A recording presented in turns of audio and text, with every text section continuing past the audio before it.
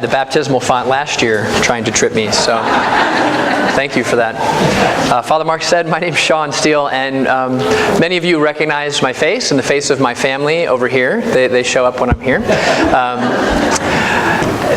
And so we've been coming here for the past 3 years or so, and I wanted to thank you all again because it has been over 3 years. I started seminary and came up to work at the hospital, and we worshiped here and you welcomed us. And then I finished seminary and you welcomed us. And then I became a deacon and you welcomed us. And now I'm here as a priest and you are welcoming us again. So thank you very much for seeing us through that transition, for seeing us through all of that change. And as I understand it, you're in a bit of a transition, just a small one, I think. And so know that we will be praying for you like you were praying for us, and that we are here for you if you need us. And one of the things I learned during these 8 years of formation to the priesthood was that having a gospel perspective, looking at things through the good news of Jesus Christ, changes everything. And that's what I want to talk about this morning. See, it's not always that the lectionary matches up so perfectly for situations, but today it sure did. It kind of hit a home run.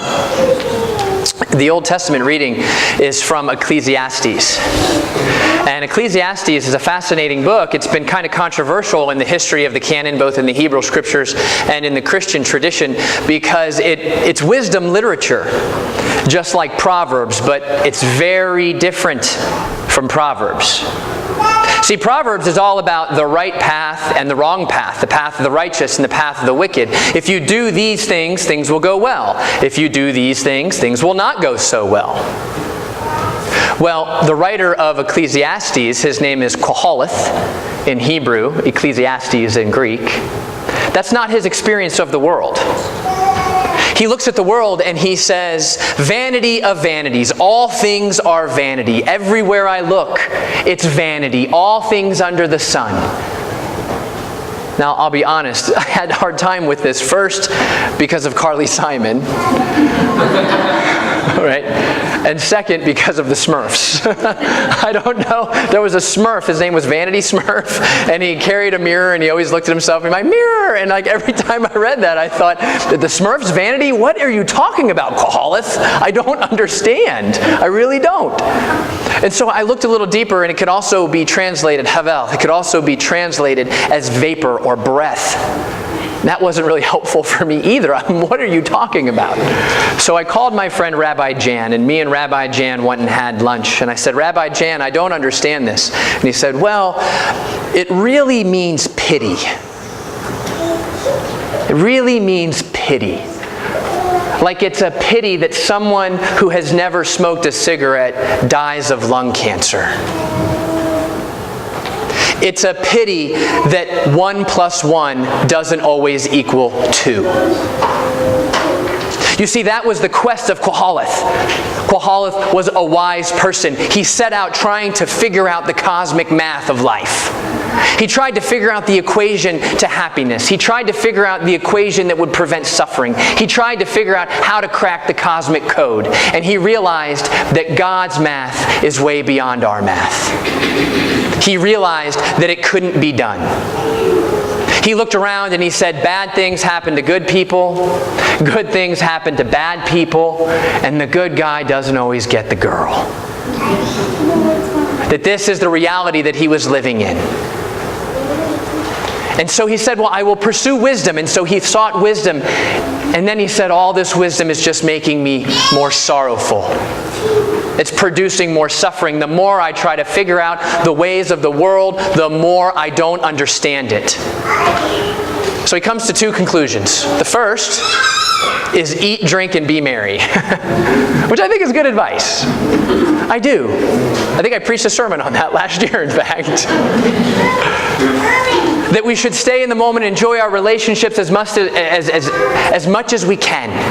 That when the good times are here, we should thrive in them and enjoy them because we don't know what's going to happen next. I think there's wisdom in that. And then he said, fear God, follow His commandments, that is our duty. But see, for Qoheleth, there wasn't really a hope and a promise for the afterlife. It was kind of sad, actually. He just thought that everybody went to the same place called Sheol, this sort of place of nothingness, this sort of place where there wasn't going to be this joy. And this is where the gospel is different. This is where the perspective of Jesus Christ matters. See, everything under the sun for Kohaleth led to Sheol. But as Christians, when we look at things through the lens of the Son of God, we find joy and hope and promise. And that's what's going on in our gospel. Jesus is in Luke. That's where we are in Luke. And Jesus is talking to a group of people, and he has somebody say, "Jesus, tell my brother to divide up the inheritance." Probably his older brother. Because that's the code. I've cracked it. The cosmic code, the cosmic math to prevent hardship, to prevent pain, is more money. Now, anybody relate to that? That's what's going to prevent suffering. This is what's going to prevent sorrow. This is the figure in the equation that I need, is more money. And Jesus says, "You fool, let me tell you a parable. There was a rich man who had so much money he couldn't even store it in his banks. So he said, I'll build a bigger bank. And then I will put my stuff in there so that I will have merriment for the rest of my life. I will have ease." And God said, "Your life tonight is being asked of you. Your life tonight is being asked of you." See, what Jesus is saying is that you can't crack the cosmic code. You can't figure out the ways of God. The ways of God are so much further than the ways of humans that we can't control it. We can't fully understand it. But what we can do is trust in God. We can trust that God's math always works out. That is the story of the incarnation. That even in a world where the bad guy wins and the good guy loses, when bad things happen to good people and good things happen to bad people, we can trust that God is redeeming the world. And we can look at our lives through the lens of Jesus Christ, through that redemption, and trust that God is working out a plan of salvation for all things. This is the point of baptism. This is what we are proclaiming today. That when we are baptized into the body of Christ, we no longer have the pressure of being in control and figuring it all out. We are baptized into our place as members of God's team, working out the plan of redemption for the world. And our call is to faithfulness.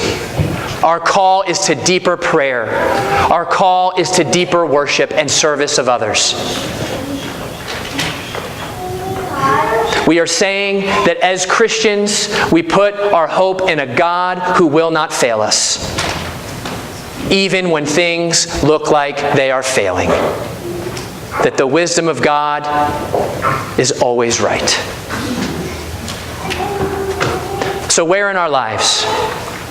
Where in our lives are we trying to crack the cosmic code? Where in our lives are we trying to figure it all out to prevent the pain and the sorrow, to prevent the hardship?